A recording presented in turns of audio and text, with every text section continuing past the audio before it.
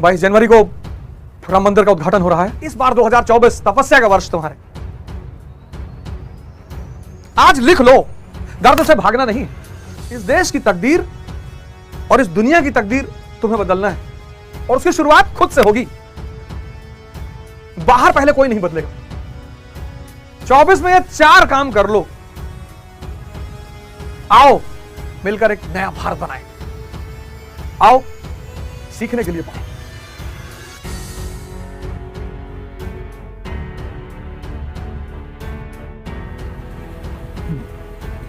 जय हिंद फ्रेंड्स। आने वाले नव वर्ष की आप सब लोगों को बहुत बहुत शुभकामनाएं। 1 अरब 50 करोड़ का देश, कितना बड़ा ह्यूमन रिसोर्स। एक तो हो गया नेचुरल रिसोर्स,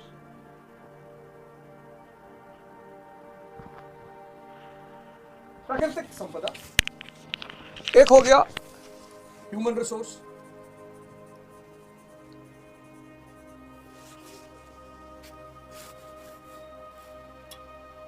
एक अरब 50 करोड़, कितना बड़ा ह्यूमन रिसोर्स। तो नेचुरल रिसोर्स की शॉर्टेज नहीं, ह्यूमन रिसोर्स की शॉर्टेज नहीं। एक हो गया टेक्नोलॉजिकल रिसोर्स,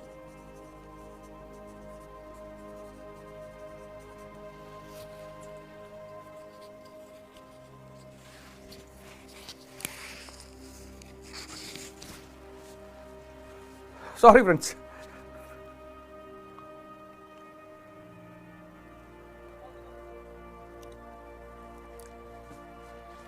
एक हो गया एजुकेशनल रिसोर्स,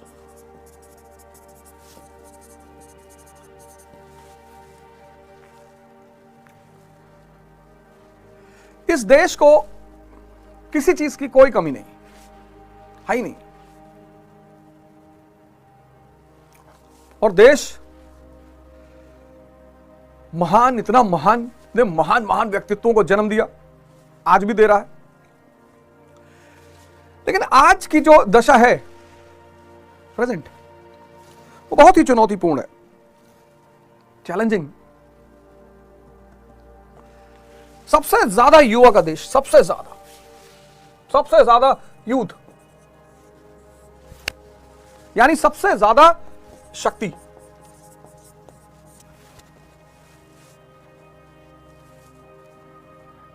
और अगर इस शक्ति को यूज कर लिया जाए एक सही ढंग से, तो फिर सुपर पावर।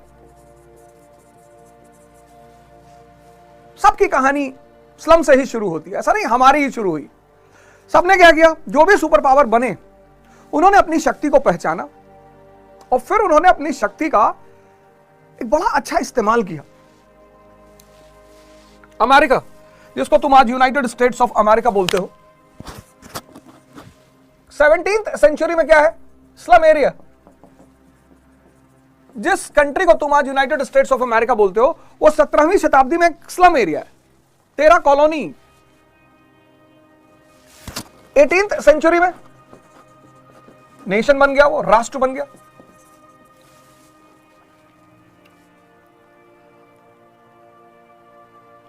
सेवनटीन सेंचुरी में वो स्लम एरिया है, 13 कॉलोनी। 18th सेंचुरी में वो नेशन बन गया। 1787 में वो नेशन बन गया United States of America. 19th century में ये नेशन बन गया इकोनॉमिक पावर। देखो इसका विकास क्रम। 20th सेंचुरी में ये बन गया वर्ल्ड पावर 1945, और 21st सेंचुरी में यह बन गया सुपर पावर। कहानी कहां से शुरू हुई, स्लम से, और कहानी कहां पहुंची, सुपर पावर।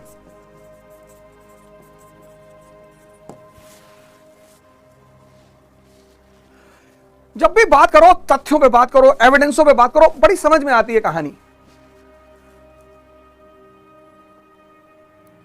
जब भी बात करो, तथ्यों पे करो, साक्ष्यों पे करो, कहानी बहुत समझ आती है, बड़ा मजा आता है। स्लम 17th सेंचुरी में जो स्लम है 21st सेंचुरी में सुपर पावर है। कैसे?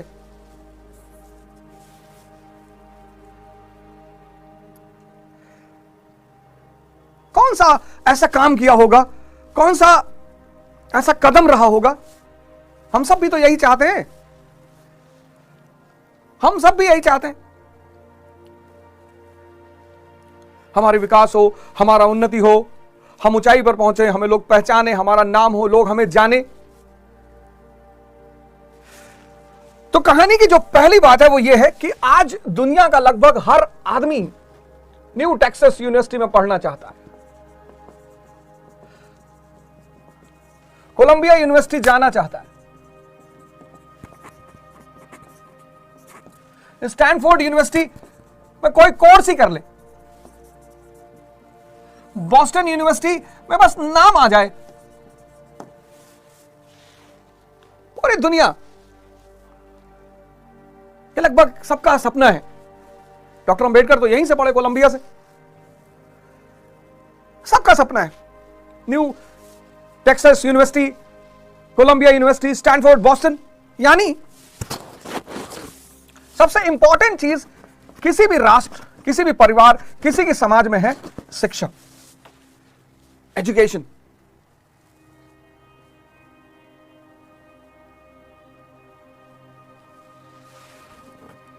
बताओ, अफगानिस्तान की यूनिवर्सिटियों का नाम है ही नहीं। बताओ किसका सपना जाना है कि जाके अफगानिस्तान पढ़े? किसी का नहीं।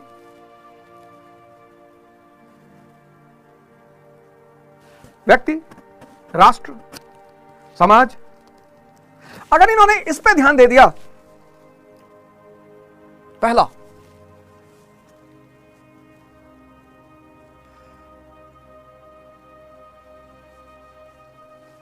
शिक्षा पे, तो वो व्यक्ति भी बदलेगा, वो समाज भी बदलेगा, वो समुदाय भी बदलेगा, वो राष्ट्र भी बदलेगा। और इसका सबसे बेहतरीन एग्जाम्पल, सबसे बेहतरीन डॉक्टर अंबेडकर खुद है। जिस समाज ने कभी उनको स्कूल में साथ बैठने नहीं दिया, ड्राफ्टिंग कमेटी का चेयरमैन बना दिया। कलाम साहब, एपीजे अब्दुल कलाम। और भारत जो देश है वो तो इस मामले में दुनिया में एक बड़ा अनोखा देश है। भारत एक बहुत अनोखा देश है शिक्षा के संदर्भ में। भारत कहता है, जैसे आज टेक्सास, कोलंबिया, स्टैनफोर्ड, बॉस्टन, ऐसे किसी जमाने में तक्षशिला,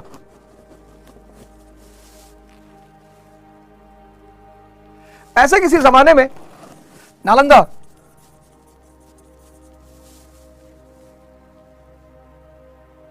और इन यूनिवर्सिटियों को बाहर के राजा महाराजा, श्रीलंका, चाइना, यहां के राजा महाराजा, चाइना अपने यहां के लोगों को भेजता है कि जाओ। ह्यूमन साइंस किस लिए आया?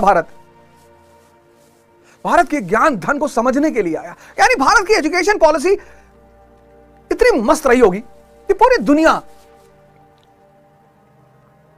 जैसे आज पूरी दुनिया अमेरिका जाना चाहती है, ऐसे किसी जमाने में पूरी दुनिया भारत आना चाहती थी। क्योंकि विद्या का जो काम है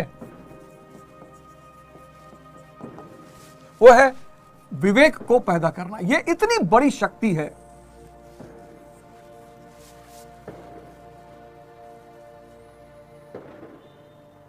आज शिक्षा का काम क्या है? सेवक बनाना, नौकर। जो देखो 95% लोग आज इस देश में नौकरी करने के लिए पढ़ते हैं। नौकरी करना बुराई नहीं है, बहुत अच्छा है, बहुत अच्छा। लेकिन नौकरी करने के लिए पढ़ना यह बुराई है। नौकरी करना बुराई नहीं है।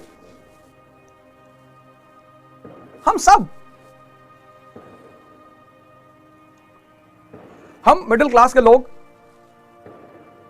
हमें तो शुरुआत ही नौकरी से करनी पड़ी। नौकरी करना बुराई नहीं है, नौकरी करने के लिए पढ़ना बुराई है।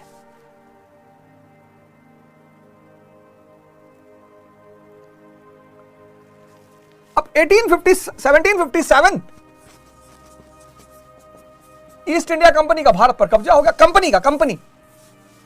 कंपनी जैसे रिलायंस कंपनी है, ऐसे ईस्ट इंडिया कंपनी, इसका भारत पर कब्जे की शुरुआत, बंगाल पर कब्जे की शुरुआत, कंपनी 1830 तक पहुंचते 1830 तक पहुंचते एक भारत के एक बहुत बड़े भूभाग पे, लार्ज पार्ट ऑफ इंडियन सब कॉन्टिनेंट पर इसका कब्जा 1830। अब देखना भारत की शिक्षा के साथ कहां से खेल हुआ और उसको हमें कैसे इंप्रूव करना है, क्या करना है हमें। तो 1757 से भारत पर कब्जे की शुरुआत, 1830 कंपनी का भारत के एक बहुत बड़े भूभाग पे कब्जा। अब 1757 में 1765 में इन्होंने बंगाल, बिहार, ओडिशा पे कब्जा कर लिया। 1799 में इन्होंने मैसूर पे कब्जा कर लिया, साउथ इंडिया पर इनका कब्जा हो गया। 1816 में इन्होंने महाराष्ट्र के रीजन पे कब्जा कर लिया, मराठा।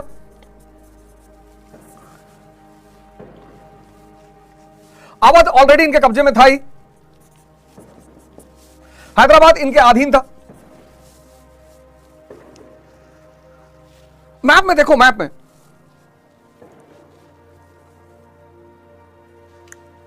अब ये कंपनी है और इसका उद्देश्य है भारत और भारतीयों का शोषण। उद्देश्य ही है, गोल ही है, गोल इनका गोल है भारत और भारतीयों का शोषण, एक्सप्लॉइटेशन, ये इनका गोल है। और जब हमारा गोल है किसी का एक्सप्लॉइटेशन, तो हम उसको विवेक क्यों देंगे?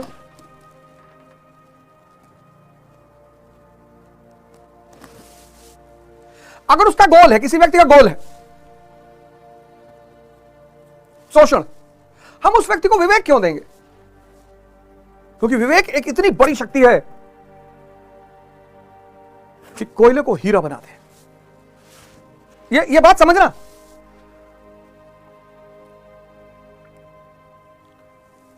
जब हमारा गोल ही है शोषण, एक्सप्लॉइटेशन, तो जिसका शोषण करना है, जिसका एक्सप्लॉइटेशन करना है, उसको हम विवेक क्यों देंगे, विजडम क्यों देंगे?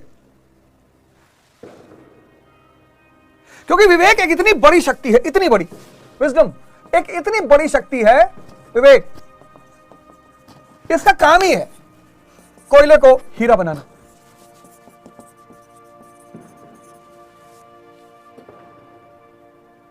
बहुत जुल्हा हुए, लेकिन सारे जुल्हा कबीर थोड़ी हुए। विद्या नहीं है, विद्या नहीं है, पढ़ने नहीं गए, स्कूल नहीं गए, विवेक बहुत बड़े लेवल का है। चक्की को देख के दोहा बना दिया, खजूर के पेड़ को देख के दोहा बना दिया, साधु पे दोहा बना दिया, साधु ऐसा चाहिए जैसा सूप सुहाए और सार सार को गही रहे तोता दे उड़ाए। आज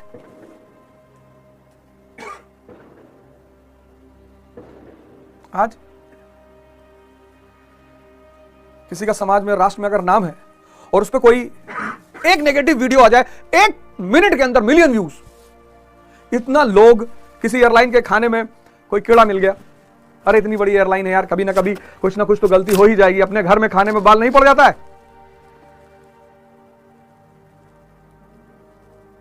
आज का समाज देखो कितना मजा ले रहा है बुराई का।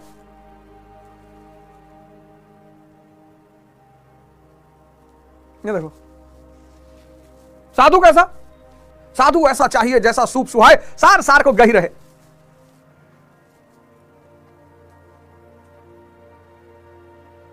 कबीर, इससे बड़ा एग्जाम्पल तो है ही नहीं मेरे पास। संत कबीर, भगवान कबीर, जीवन के कुछ सिद्धांत तो मैंने इनसे ऐसे सीखे हैं, ऐसे अनगढ़ आदमी।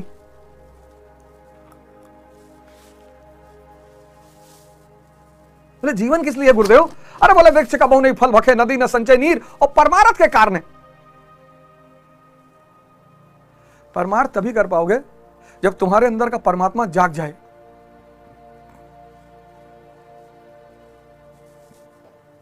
परमार्थ करना सबकी बस की बात है।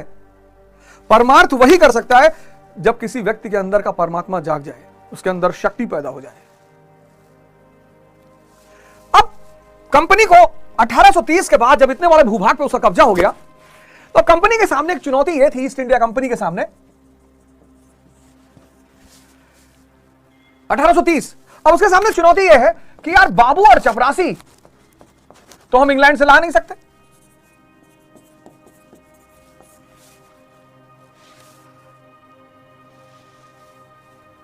अधिकारी तो हम इंग्लैंड से सारे ले आएंगे, आर्मी के अधिकारी, सिविल सेवा के अधिकारी, जुडिशियल अधिकारी जो 500 रुपए से ऊपर जो वेतन पाते हैं वो सब व्हाइट होंगे, उनको तो हम वहां से ले आएंगे। लेकिन बाबू और चपरासी अगर हम वो भी वहां से लाएंगे तो इंग्लैंड में तो कोई बचेगा ही नहीं। बोले तब, बोले यार तब शिक्षा तो इनको देनी पड़ेगी। अंग्रेजों के बीच लड़ाई हो गई, लड़ाई मतलब मनमुटाव हो गया, दो गुट बन गया। एक गुट ने कहा कि देखो भैया इनको बाहरी पाश्चात्य शिक्षा मत दो, ये बहुत समझदार लोग हैं, पलट देंगे हम लोग को 10 साल में।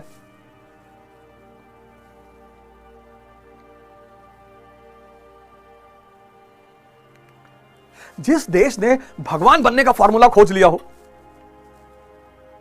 वो देश आईएएस बनने के लिए परेशान होगा, नौकरी पाने के लिए परेशान होगा। आईएएस बनेगा, परेशान क्यों होगा? वो परेशान क्यों होना है? तो 1835 में आया मैकाले का declaration, modern education in English medium, और यहीं से हुई मॉडर्न एजुकेशन की शुरुआत। और मैकाले ने कहा कि इनकी सबसे बड़ी ताकत है इनकी गुरुकुल, छीन लो, बंद करा दो, खत्म कर दो। और यहीं से शिक्षा का उद्देश्य हो गया सेवक बनना। यही वो समय है जब शिक्षा ने एक बड़ा ही गलत रास्ता अख्तियार कर लिया। शिक्षा क्या बनाएगी? सेवक।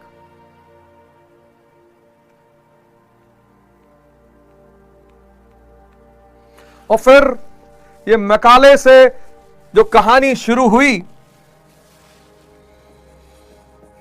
मैकाले से जो कहानी शुरू हुई उसका अंजाम यह हुआ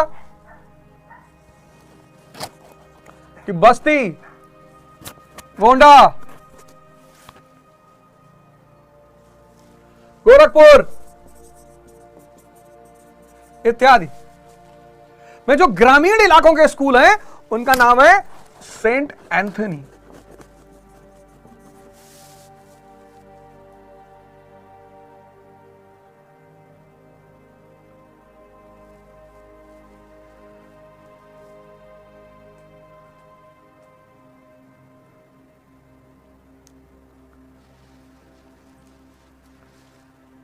इन स्कूलों ने, मैं भी इनमें से एक स्कूल में पढ़ा हूं, फातिमा इंटर कॉलेज, बड़ा प्यारा स्कूल हमारा गोंडा में है, फातिमा इंटर कॉलेज, यहां से मैं पढ़ा हूं। बड़ा प्यारा स्कूल, बड़े प्यारे शिक्षक रहे हमारे, उन्होंने अच्छा पढ़ाया, मैं शायद पढ़ना नहीं चाहता था। लेकिन आज मैं जहां खड़ा हूं, जो मेरी उपलब्धि है जीवन में, जिस स्तर पे हूं, फातिमा इंटर कॉलेज,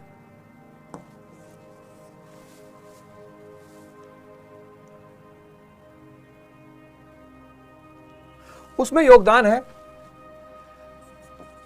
गुरुकुल का।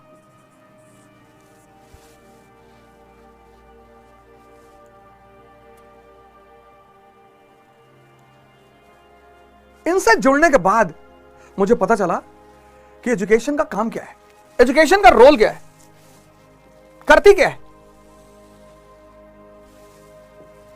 तो मैंने कहा ना कि विद्या और विवेक,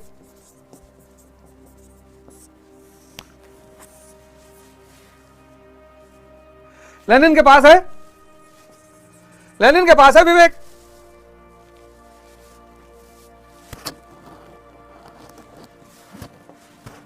लेनिन के पास है रूसी क्रांति का महानायक, अब्राहम लिंकन के पास है 1860 अमेरिकन सिविल वॉर। लोगों ने इससे कहा कि बदनाम हो जाओगे इतिहास में, विलन के रूप में जाने जा। अरे उसने कहा ऐसे कैसे जाने जाए। कभी आप अमेरिकन सिविल वॉर पढ़ो, इसकी स्ट्रेटजी में पढ़ो। उसने कहा मुझे पता है क्या करना है, किसी भी आदमी को कमजोर करना हो, उसे मारने से पहले उसकी बाहर की ताकत छीन लो। गांधी बहुत गाली देता हिंदुस्तान का आदमी इस वक्त, बहुत गाली देता है।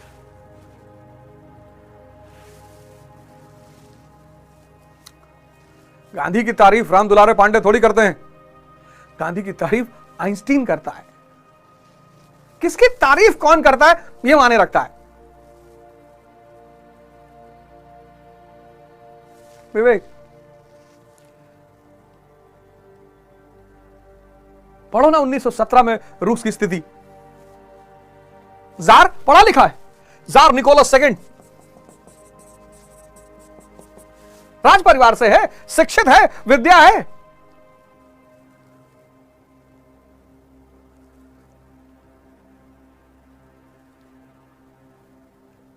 डेविस जेफरसन कमजोर थोड़ी है।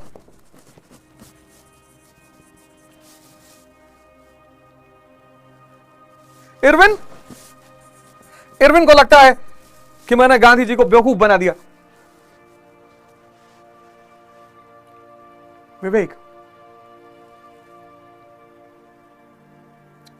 तुम भी पढ़ो।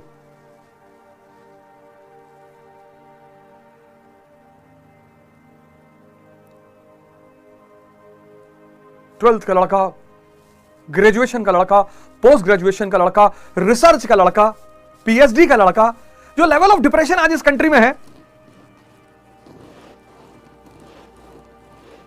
उसमें सिर्फ एक चीज, एक बात, विवेक का अभाव है।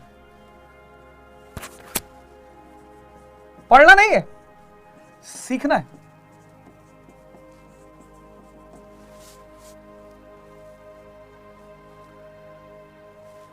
प्रतिशत इंपॉर्टेंट नहीं है, पर्सनालिटी।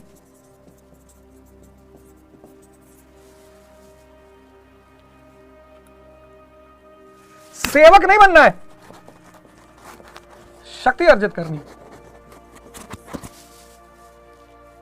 सिर्फ शिक्षित रहोगे तो यह सब तुम्हारे पास रहेगा। अगर शिक्षा के साथ विवेक को जोड़ लोगे तो यह भी जुड़ जाएगा। इंसान तो पैदा ही हुए हैं, ईश्वर ऐश्वर्य जैसा जीवन। ईश्वर कोई पैदा थोड़ी होता है। तो बहुत लोग सोचे यार तुम्हारे कंट्री में भगवान कैसे पैदा होते हैं। मैंने कहा हमारे कंट्री के पास सूत्र है, द्विज का सूत्र। द्विज, एक जन्म मां देती है, एक जन्म गुरु देता है। अगर तुम्हारे पास सिर्फ शिक्षा है तो ये सब तुम्हारे पास है। पढ़ लिए हो, बहुत परसेंटेज बहुत हाई है, सेवक भी बन जाओगे, इंसान तो हो ही। लेकिन अगर विवेक जोड़ लो, अगर तुम उस विद्या के साथ विवेक को जोड़ लो तो ये सब चीजें तुम्हारे पास आ जाएं। ये चीजों की बड़ी कमी है आज, बहुत ज्यादा। पढ़ लिए लोग, कुछ सीखे ही नहीं।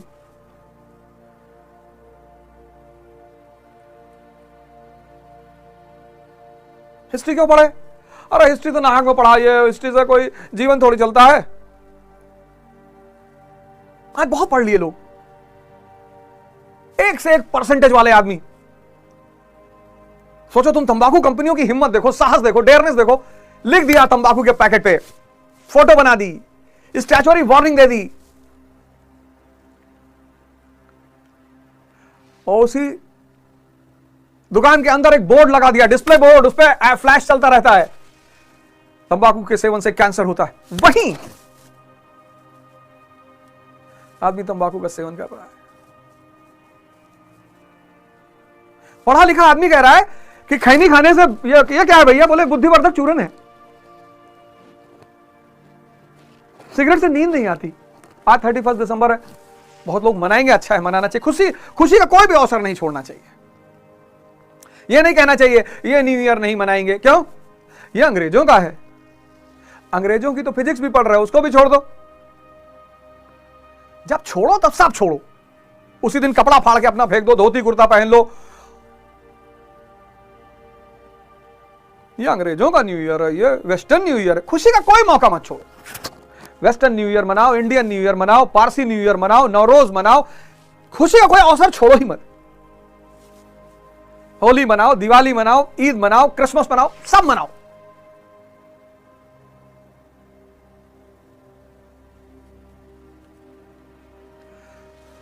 खुशी का कोई अवसर। तो विद्या जो तुम पढ़ रहे हो, अगर तुम उससे सीख नहीं पा रहे हो तो तुम्हारी वो विद्या बेकार, खत्म।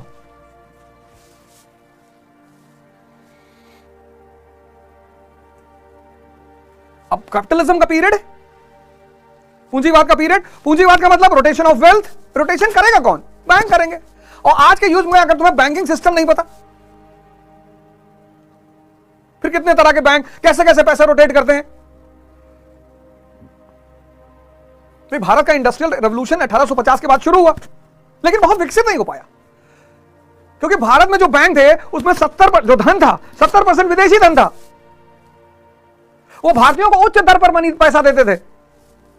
मतलब अगर किसी अंग्रेज को कंपनी लगानी तो 5% ब्याज पे पैसा देंगे, और अगर किसी भारतीय को कंपनी लगानी 20 पे।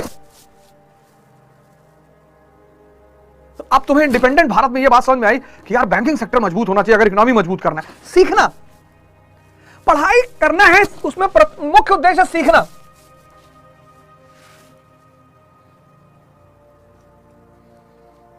हिस्ट्री क्या सिखाती है?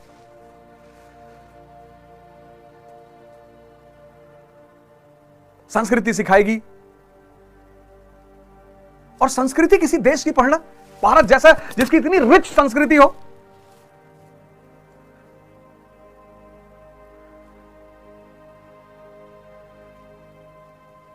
उन्नीस 1920 में जब नॉन कोऑपरेशन मूवमेंट शुरू करना था गांधी को, 1920, आज का भारत नहीं, 1920 भारत था ही नहीं, राष्ट्र था ही नहीं। 90% लोग गरीब, 90% अशिक्षित और गुलाम। देखो 1920 का भारत, 1920 का भारत 90% अशिक्षित, 90% गरीब। भारत राष्ट्र ही नहीं है और भारत गुलाम है। देखो यह परिस्थिति है 1920 की। 90% अशिक्षित, इलिटरेट, 90% गरीब, पुअर। और इस परिस्थिति में जन आंदोलन करना है।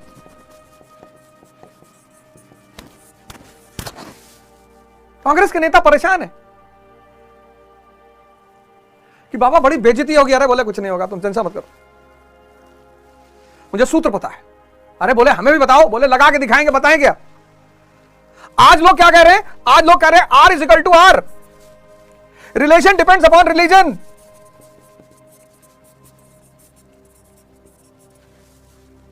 तब कोरोना में जब ऑक्सीजन मांगना था तो अपने अपने रिलीजन के लोगों से ही मांगते।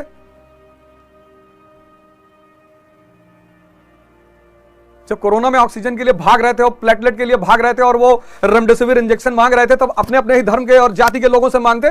तब सबको काहे फोन कर रहे थे? भैया तो इंजेक्शन दिलवा दो, भैया पापा की तबीयत बहुत खराब, भैया।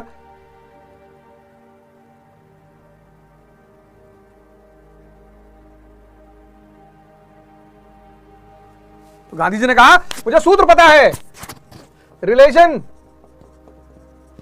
ना आर पे डिपेंड करता है ना सी पे डिपेंड करता है, कास्ट। रिलेशन डिपेंड करता है इंटरेस्ट पे।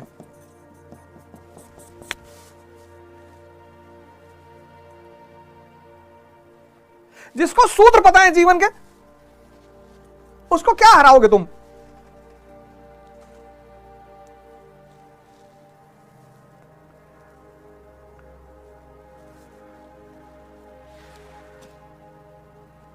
अरे कि चरखे से थोड़ी आजादी आई थी।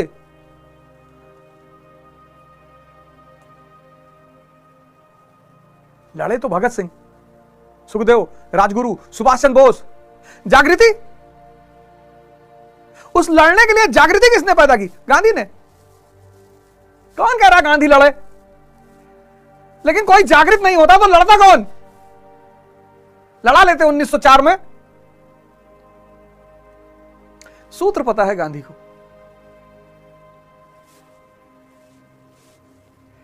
Relation depends upon interest. तो 1920 में एनसीएम का मेन फॉर्मूला क्या है? Personal interest from national platform.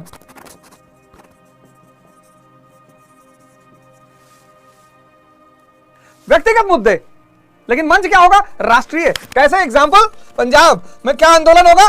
Akali, Punjabi Akali के मुद्दे पर लड़ेगा, अकाली मूवमेंट, लेकिन मंच क्या होगा? राष्ट्रीय। यूपी एका मूवमेंट, असम कुली मूवमेंट। यह है शिक्षा का पहला उद्देश्य। अब तुमने ये टॉपिक पढ़ा, अब तुमको ये सब तो फैक्ट है, ये तो इंफॉर्मेशन क्लियर हो गई तुम्हारे पास, ये तुमने इंफॉर्मेशन गैदर कर ली। सीखे क्या? सीखे तुम R = I। ये है शिक्षा का मूल उद्देश्य। ऐसे पढ़ना है, तब मन लगेगा, मजा आएगा। तब तुम नहीं पूछने जाओगे किसी से कितना घंटे पढ़े। अरे जितना घंटा मजा आए उतना घंटा पढ़ो।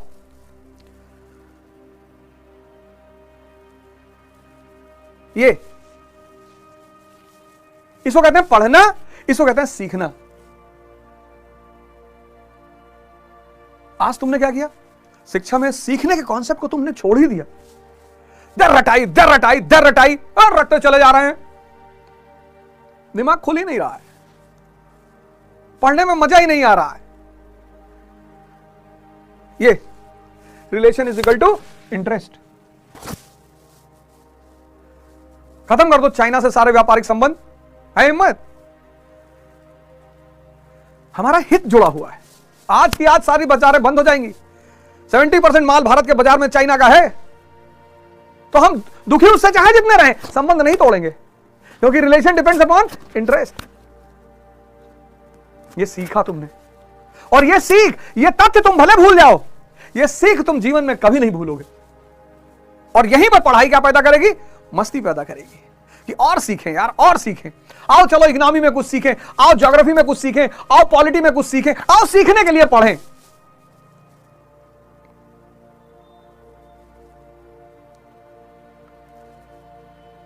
आओ सीखने के लिए पढ़ें।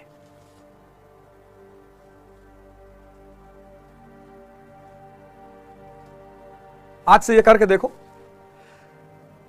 कि सीखेंगे यार, मनन करेंगे, सोचेंगे इससे क्या मैसेज निकला। तुम सबने सीखने के लिए पढ़ना छोड़ दिया, परेशान हो गए।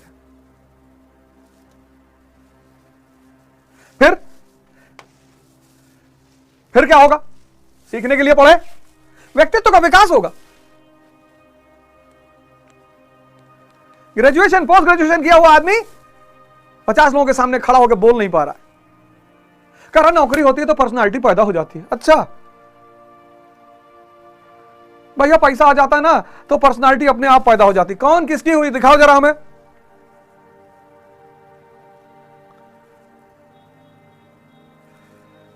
पर्सनालिटी पैदा होती है उत्साह से। जब तुम समझते हो, शादी में गए, तुम्हारी कोई सामाजिक हैसियत नहीं, कोई तुम्हें पानी नहीं पूछ रहा है, तुम पीछे खड़े हो, एक रोटी खाए, जो मिला नमस्ते नमस्ते किए चले गए, तुम दुखी नहीं होगे। पूरा जीवन व्यक्तित्व के ऊपर खड़ा हुआ है।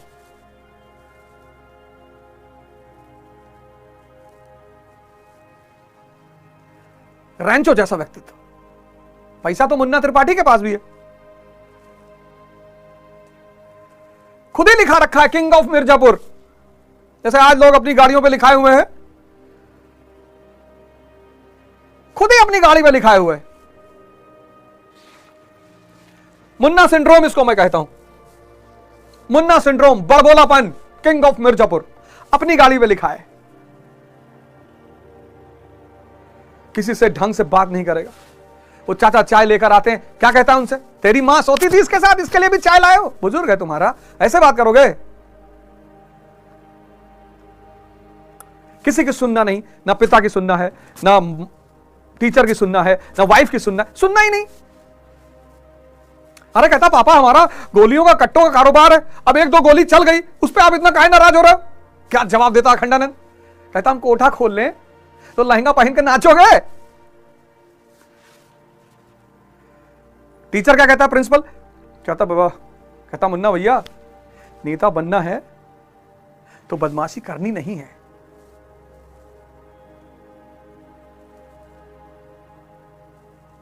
खुद से नहीं करनी है।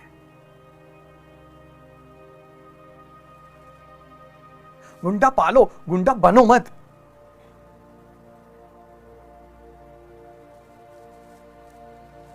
राजू को देखो 3 इडियट में, पर्सनालिटी है ही नहीं, हल्का सा चुनौती सामने पड़ गई 3 मंजिल से नीचे कूद गए, वो तो माइक में पैर फंस गया, बच गए। हल्की सी चुनौती सामने पड़ गई,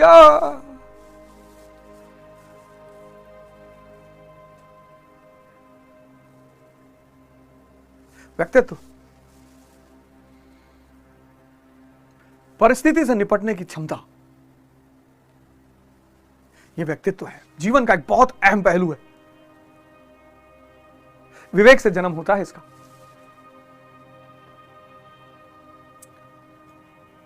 करनी है नौकरी, एकदम करनी है। राम मनोहर लोहिया से बर्लिन यूनिवर्सिटी से पीएचडी, कितनी इनविटेशन आई। आचार्य रामभद्राचार्य जी हमारे इस वक्त बड़े प्रसिद्ध संत हैं। एक दिन मैं उनको सुन रहा था, बोले जर्मनी वालों ने मुझे बुलाया, बोले 20,000 अमेरिकी डॉलर देंगे आपको। बोले वैसे कहो तो आके आख्यान ले लूं। रामभद्राचार्य जी बोले ऐसे कहो तो आके आख्यान ले लूं, या तुम आके हमसे यहां सीख लो। नौकरी मैं नहीं करने आऊंगा, मैं अपनी विद्या को बेचूंगा नहीं।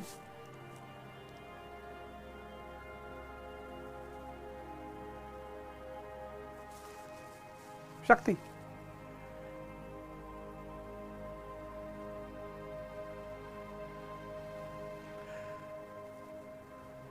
यहां ग्रेजुएशन किया हुआ लड़का, पोस्ट ग्रेजुएशन किया हुआ लड़का, तुम काम करने से क्यों घबरा रहे हो यार? स्किल सीखने से क्यों घबरा रहे हो? तुम क्यों सामंती मानसिकता लिए बैठे हो कि मैं यहां टीवी बनाने कहीं नहीं जाऊंगा, मैं लैपटॉप नहीं बनाऊंगा?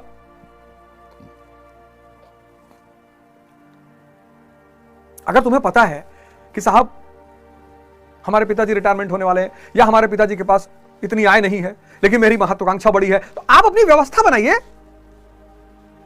कुछ स्किल सीख लीजिए, मैथ्स पढ़ा दीजिए, फिजिक्स पढ़ा दीजिए। आजकल तो यूट्यूब चैनल इतना बड़ा चैनल है, आप फिजिक्स अच्छा पढ़ाने लगेंगे, आपके पास 100 स्टूडेंट महीने में अपने आप आ जाएंगे। सिंपैथी गेन मत करो, शक्ति, विवेक जहां पैदा होगा शक्ति खुद ब खुद आएगी।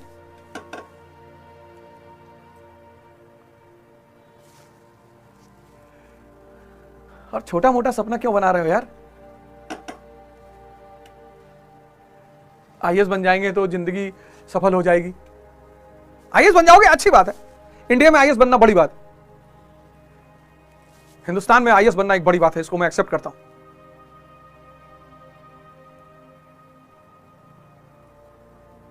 पर शुरुआत है वो तुम्हारे सपने की शुरुआत है। पहला काम यह करो, शिक्षा का पैमाना, विद्या का पैमाना बदलो, विवेक को पैदा करो। पढ़ने के लिए मत पढ़ो, सीखने के लिए पढ़ो, व्यक्तित्व पर ध्यान दो, शक्ति अर्जित करो और आसमान तक नजर दौड़ाओ। और ये सब अगल बगल इतना ध्यान मत दो, ये ऐसे कर रहे थे फलाने, ऐसे, वो हमको गाली दे रहे थे, देने दो। छत पे बंधे हुए कुत्ते के गाली देने का क्या फर्क पड़ता है? तुम सड़क से जा रहे हो, कुत्ता छत पे बंधा हो, तुम्हारे को भौंक रहा है, तुम उसको देख के मुस्कुरा ही सकते हो। और तुमको अगर कोई कुछ कह नहीं रहा है तो तुम मरे हुए हो। कभी शमशान में जाके बैठो और जो डेड बॉडी के साथ लोग आते हैं उनसे पूछो कि भैया कैसे आदमी था, कहेंगे भैया बहुत बढ़िया था, भले ही चोर ही क्यों ना रहा हो जीवन में, बढ़िया था भैया, चोरी करता था, कभी कभी मोहल्ले वालों को बीड़ी पिला देता था भैया। मरे हुए लोगों की कौन बुराई करता है?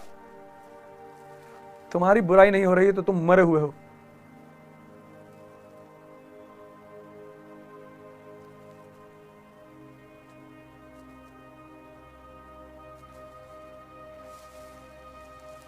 पहला काम ये करो, विद्या को विवेक के केंद्रित करो, नए साल की शुरुआत करो, एक नए जीवन की शुरुआत करो। युवाओं का देश है ये, युवाओं का देश है। इस देश की तकदीर और इस दुनिया की तकदीर तुम्हें बदलना है और उसकी शुरुआत खुद से होगी। बाहर पहले कोई नहीं बदलेगा।